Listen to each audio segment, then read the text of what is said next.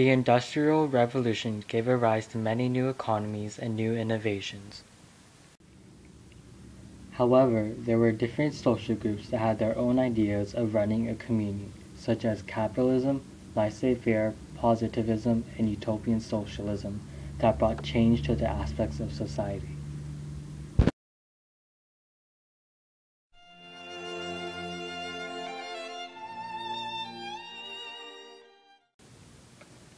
Capitalism was an economic system of large financial institutions, banks, stock exchanges, investment companies first developed in early modern Europe. Commercial capitalism, the trading system of early modern economy, often distinguished from industrial capitalism, the system based on machine production. People who would favor capitalism were the ordinary workers, because they were the consumers of the goods that were being produced. This meant that it was the workers' decision whether or not to buy that directed course of production, which decided whether the capitalists made profits or losses.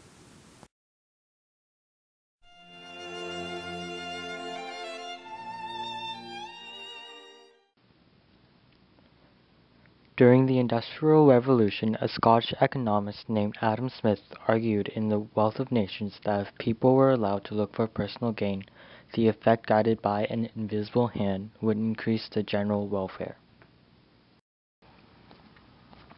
Laissez-faire, French for leave alone, gave people rights in the industries, such as paying their workers store credit or even raising the work hours without having the government interrupt them.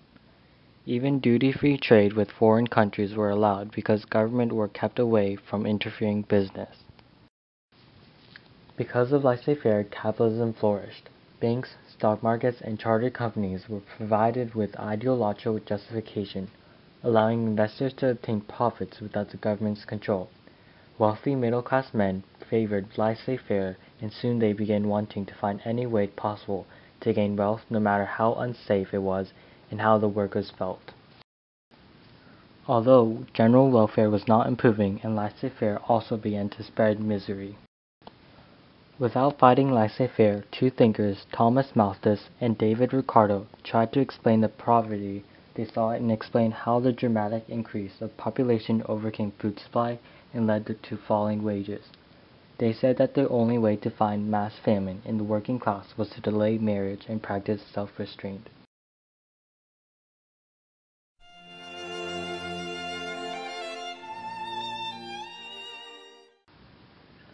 Willing to help the poor who suffered from capitalism and laissez-faire, three French social thinkers offered a new version of a more fair civilization called Positivism. From the new idea, two of the social thinkers, the Count of Saint-Simon, or Claude Henry de Rouvroy, and Auguste Comte, or his disciple, argued that the social and technical problems could be solved with the scientific method. They insisted the poor to form workers' communities with the guide of scientists and artists, and under the protection of generous business leaders. Bankers and entrepreneurs began to support these ideas, and the ideas provided a foundation for investing in railroads, canals, and other modern technology.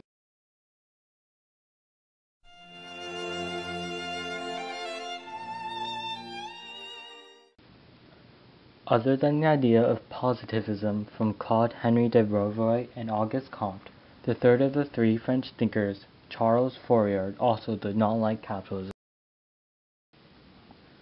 Fourier's idea was called utopian socialism, which utopia in Greek means nowhere.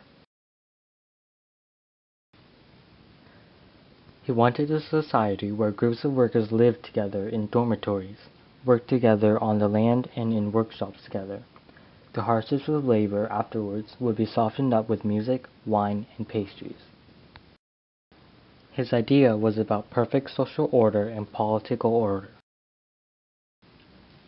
One man was able to almost achieve a utopian socialism, a successful economy manufacturer who believed that prosperity could be provided by the industry was called Robert Owen. Robert Owen was the closest person to creating a utopian community. One day he was shocked by the dilemma of British workers, so Owen took the management of New Lanark. He went to improve the housing, added schools, added churches, and other useful amenities in new land. Owen also testified in Parliament against child labor and for government to inspect on workers' conditions.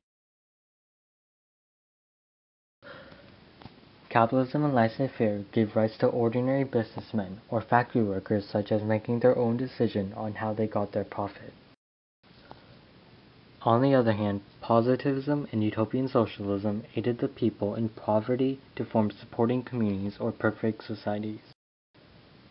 From the input of different social groups in the Industrial Revolution, the aspects of society changed with the new ideas of running a community.